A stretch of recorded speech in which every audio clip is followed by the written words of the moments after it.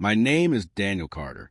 I'm 42 years old, and I believe I understood my marriage completely until I overheard something I was never meant to hear. My wife, Clara, worked in international consulting and often spoke German for business calls. I never questioned it seriously because it seemed like just part of her job. That assumption stayed in place for years while I continued my routine, trusting that nothing important was being hidden from me.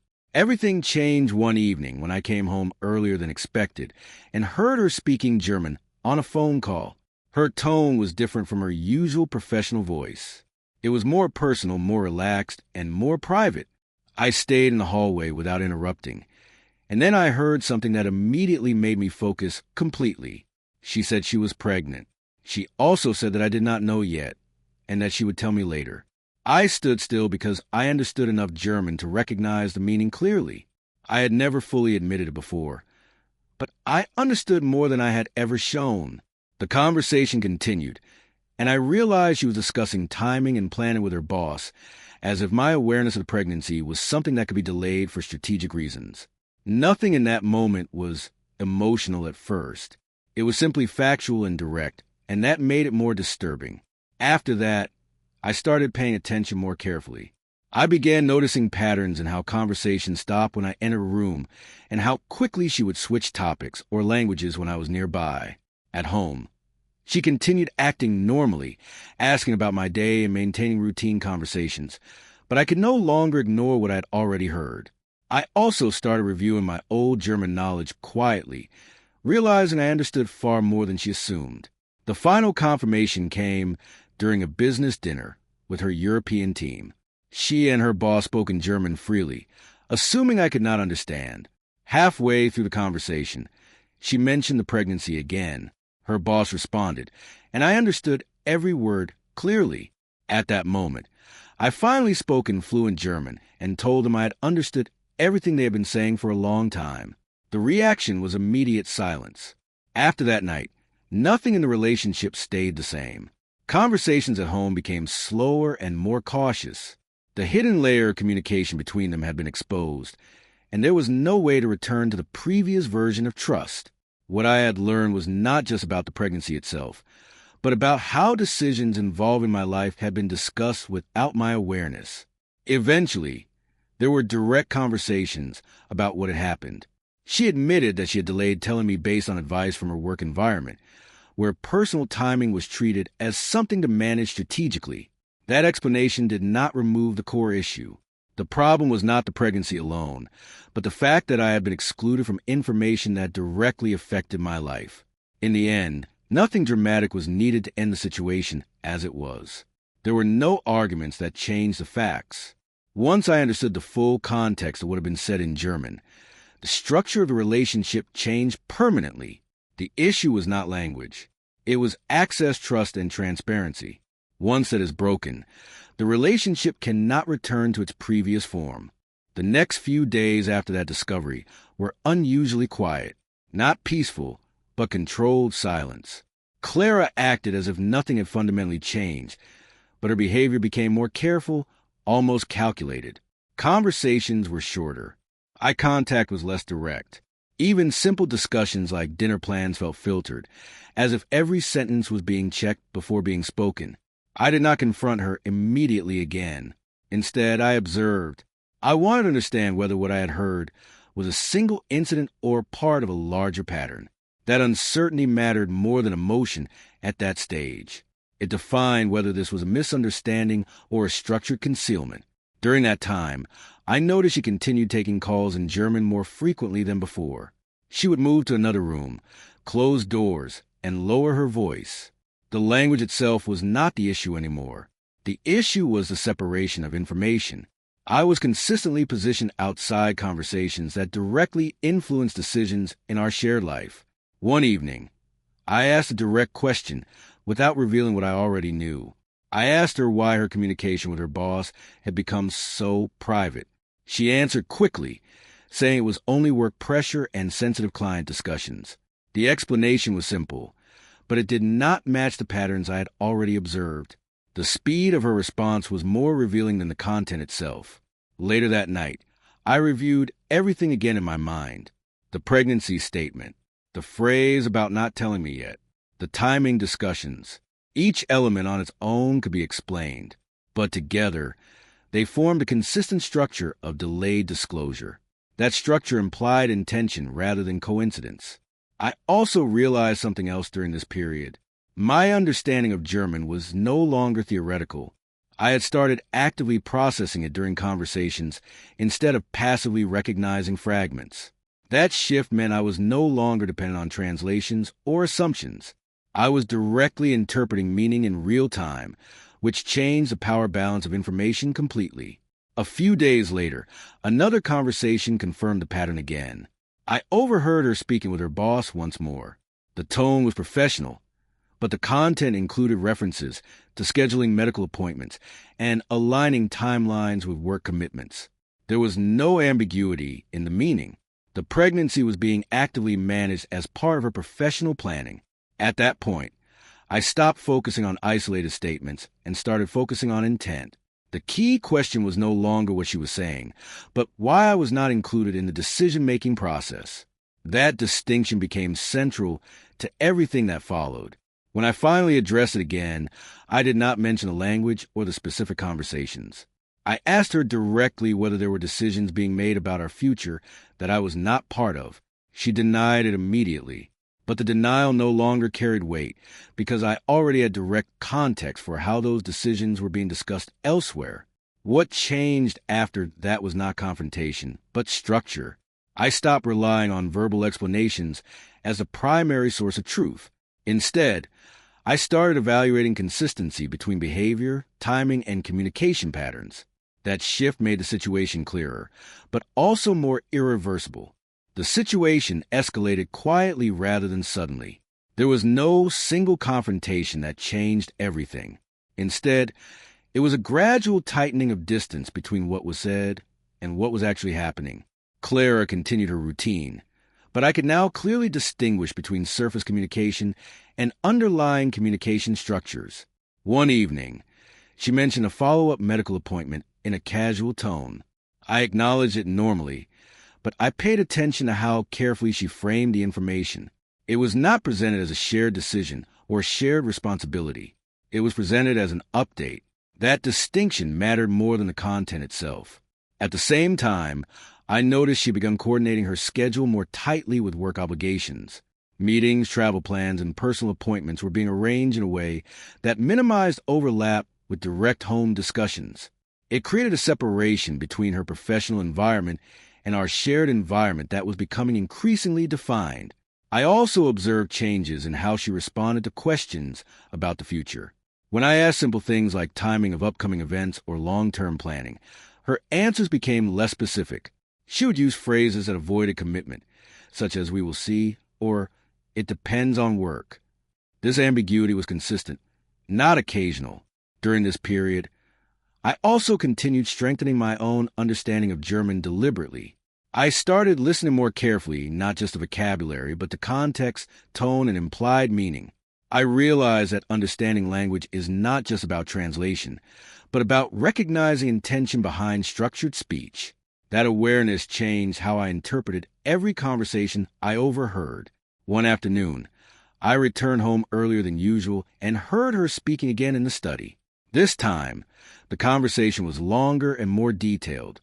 There were references to timelines, responsibilities, and adjustments to future planning. I did not interrupt. I stayed outside the room and processed everything fully. What stood out was not a single sentence, but the overall direction of the discussion. It was not about whether I would be informed. It was about when I would be informed and under what conditions.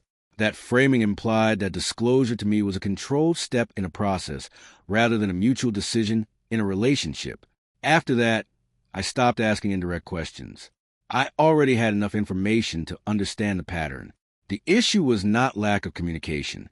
It was selective communication. And selective communication always has a purpose. The emotional component started diminishing at this stage. What replaced it was analysis. I began treating each interaction as data rather than reassurance or conflict.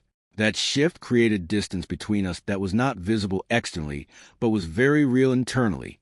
Eventually, I realized something fundamental. The problem was no longer limited to one secret or one conversation.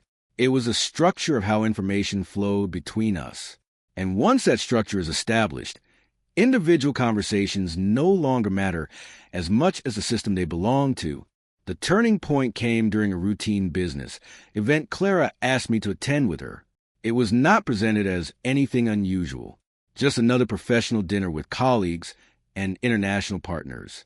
I agreed, but my awareness had already changed. I was no longer entering situations with assumptions. I was entering them with verification in mind. The venue was formal, filled with structured conversations and controlled social behavior. Clara moved comfortably between English and German, depending on who she was speaking to. Her boss, Henrik, was also present, and their communication in German was frequent and fluid. From an external perspective, nothing appeared abnormal.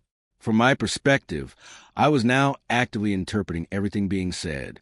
At one point during the dinner, the topic shifted towards scheduling and future planning. Clara and Henrik spoke in German for several minutes. I listened carefully, tracking structure, not just words. There were references to timing adjustments, upcoming obligations, and coordination around personal matters. The pregnancy topic appeared indirectly again, embedded within logistical discussion. What was different this time was not the content, but my response to it. I no longer felt uncertainty. I understood exactly what was happening in real time. The gap between what was being said and what I was expected to understand had closed completely. When there was a brief pause in conversation, I spoke calmly in German for the first time in that setting. I did not raise my voice.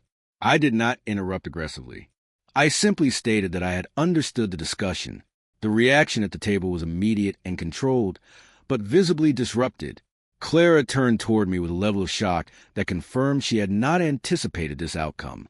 Henrik asked for clarification in English, and I confirmed again in German that I had understood their conversation for some time. At that moment, the structure of assumed privacy collapsed. There was no longer a linguistic barrier protecting the separation of information. The rest of the evening changed direction immediately. The conversation became fragmented and cautious. Topics were redirected. Professional tone increased. Personal references decreased.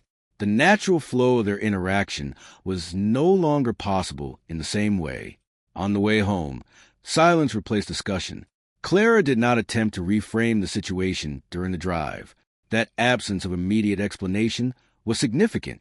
It indicated that the event could not be easily categorized or minimized. When we arrived home, she finally asked how much I had understood previously. The question itself confirmed what I already knew.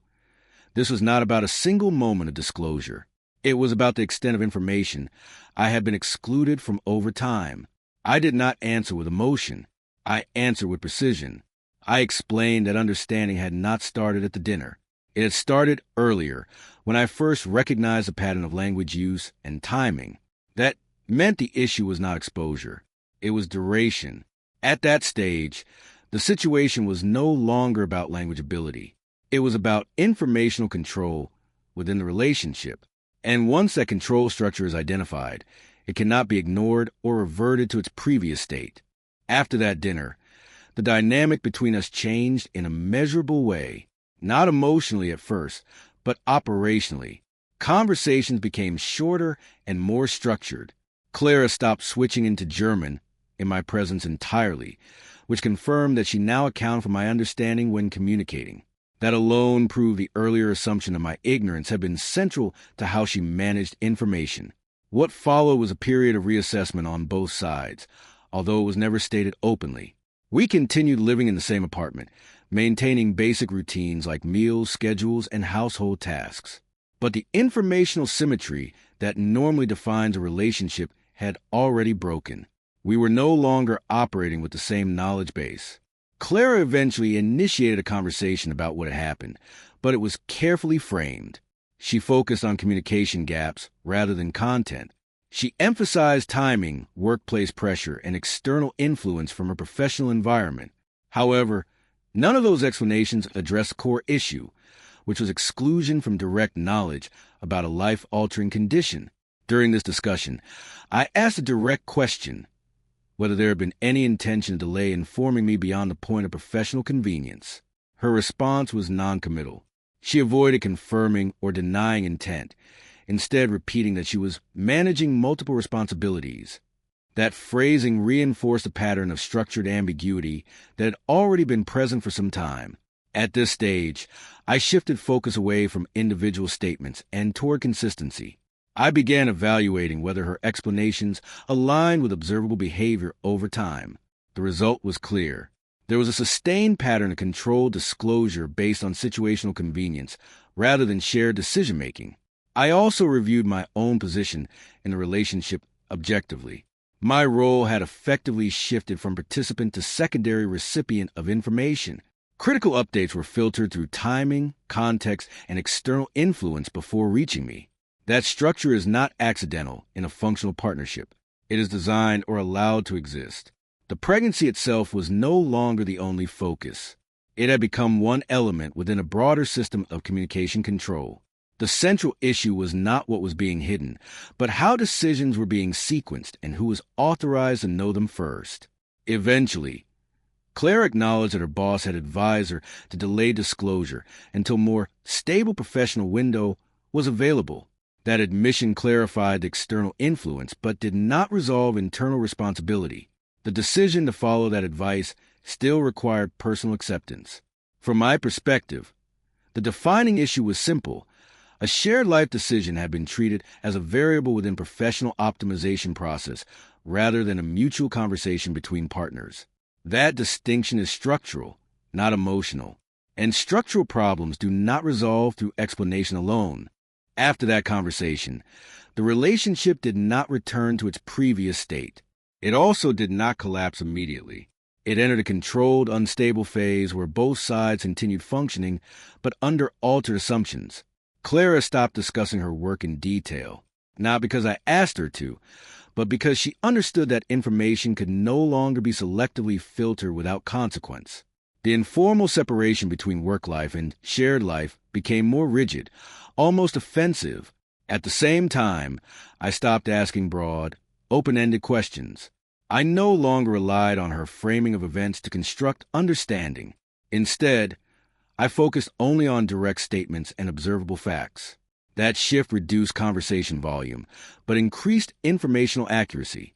A few days later, she brought up the pregnancy again, but this time in a structured way. She presented timelines, medical plans, and work-related scheduling adjustments. The content itself was normal for someone in her position. What mattered was a change in approach. She was no longer managing secrecy. She was managing disclosure. That distinction confirmed the underlying shift had been recognized by both sides. However, recognition does not equal repair. There was still no acknowledgement of why exclusion had occurred in the first place beyond external pressure. The internal justification remained unchanged: professional advice, timing considerations, and workplace strategy. None of those explanations address the relational impact of withholding critical information from a spouse. I began to evaluate the situation in more systemic terms. A relationship is not defined by isolated events, but by information flow patterns. In our case, the pattern had become clear. External professional hierarchy had been allowed to override internal relational priority. That means decisions affecting both individuals were being filtered through a third-party logic structure. Once a structure exists, equality inside the relationship becomes conditional. One evening, I asked a final clarifying question, not about the pregnancy itself, but about decision authority. I asked whether she believed there were situations where her professional environment had priority over shared personal decisions. Her response was careful. She said boundaries sometimes overlap and required judgment. That answer was technically correct, but operationally nonspecific. It avoided defining priority hierarchies clearly, and that lack of definition was the core issue. Because in systems without defined priority, the stronger external structure always wins by default. After that realization, I stopped interpreting the situation as a misunderstanding. It was a hierarchy problem disguised as communication. The following weeks were defined by a stable but constrained routine. Nothing openly escalated, but nothing returned to normal either. The relationship functioned, but with reduced informational integration. Clara continued prenatal appointments and work obligations in parallel, but I noticed consistent separation in how updates were delivered. Medical information was shared after the fact, never before or during decision points. Work-related constraints were referenced as fixed variables rather than negotiable factors. That pattern confirmed a continuing priority structure. External systems were still being treated as primary, while internal coordination remained secondary. I stopped challenging every instance. Instead, I focused on mapping consistency. Over time, the pattern remained stable. There was no deviation toward full integration of decision-making. One evening, Clara attempted to reframe the situation as a communication issue rather than a structural one. She suggested that better timing and clearer discussion could resolve misunderstandings. I did not reject the statement, but I separated terminology from reality. Communication quality was not the issue. Information allocation was. We could communicate clearly while still operating under unequal access to critical information. That distinction matters because clarity does not fix exclusion. I asked her a direct question again, this time focused on future structure, whether she believed major life decisions would always be coordinated jointly before external consultation. Her response was uncertain. She said it depended on context and responsibility levels.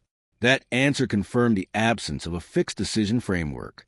Without that framework, decisions default to whichever system imposes pressure first.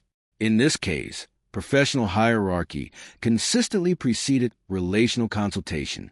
At that point, I stopped expecting structural change through discussion alone. Instead, I shifted toward acceptance of the operational model as it existed, not as it was described. Internally, this created distance. Not emotional distance in the dramatic sense, but functional separation between participation and observation. I was no longer operating as an equal input node in decision-making.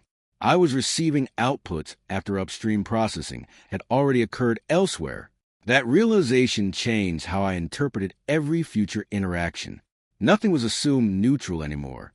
Everything was processed through a known structure, and once a structure is identified clearly, it cannot be unseen. The situation escalated indirectly through Clara's workplace, not through our home.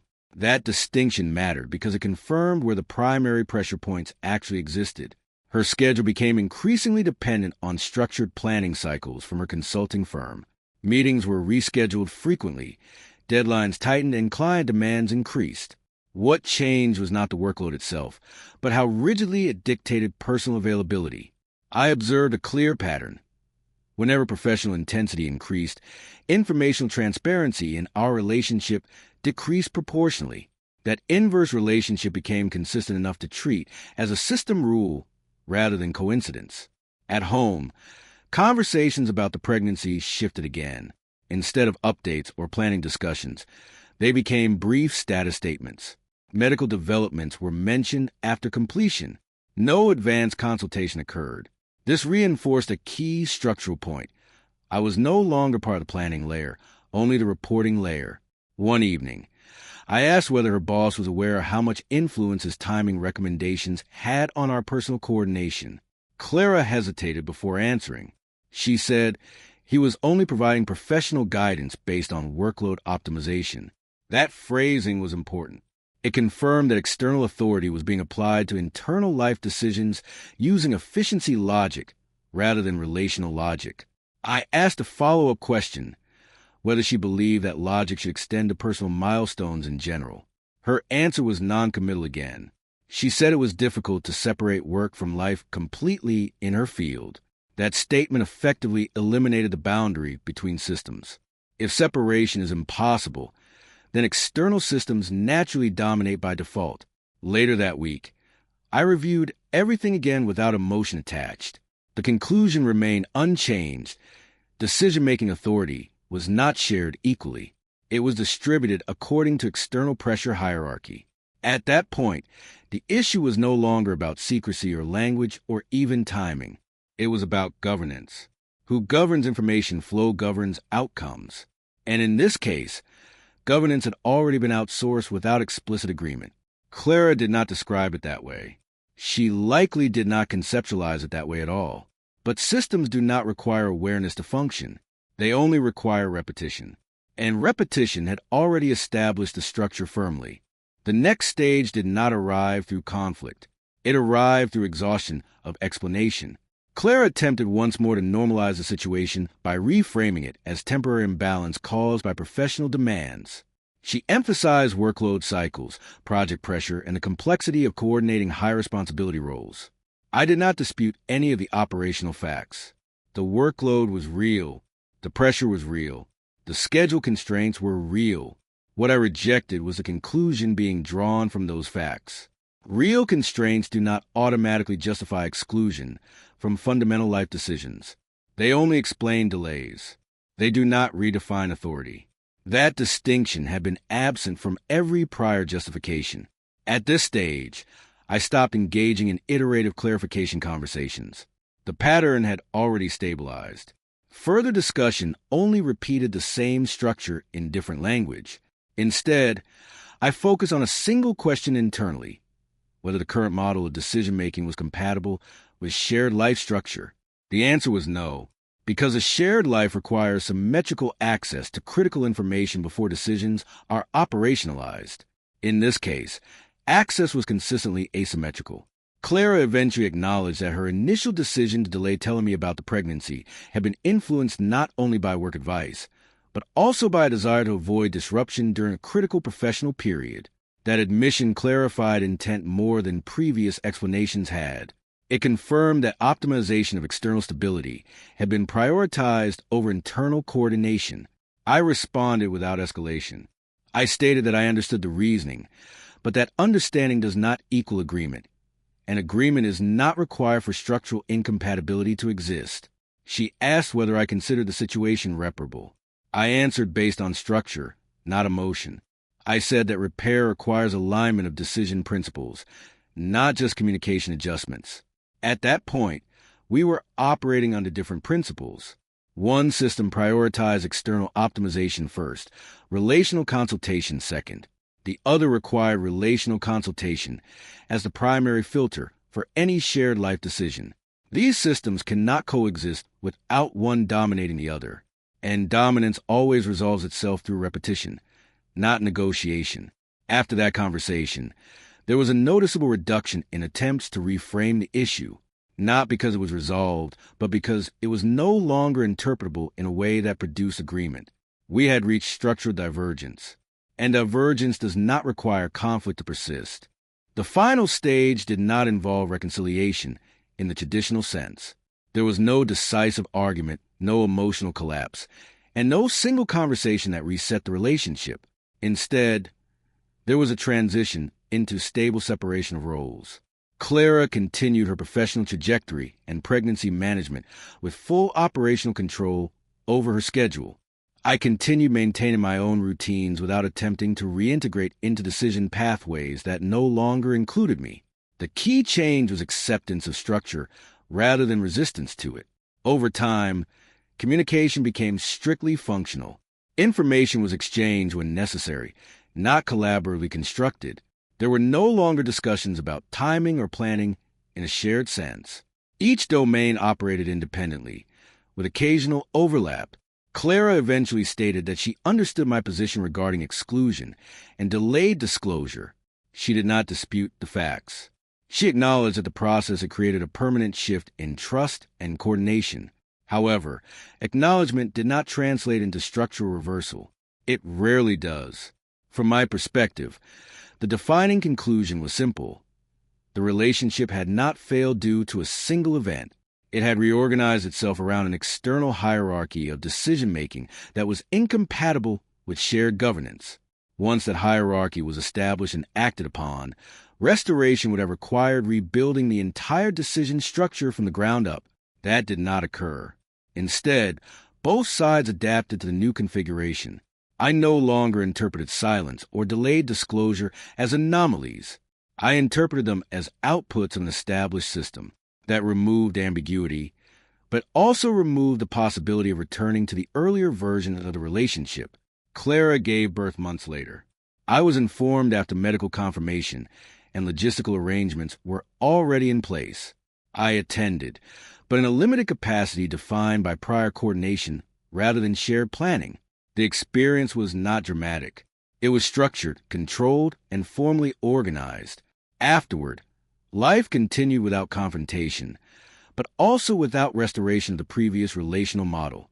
What remained was not reconciliation and not rupture, but a redefined boundary between two individuals who once assumed equal participation in every major decision. The final understanding was not emotional. It was structural. When decision authority is redistributed without explicit agreement, relationships do not break suddenly. They reorganize. And once reorganization is complete, the original system no longer exists in practice, even if both people continue living within the same proximity.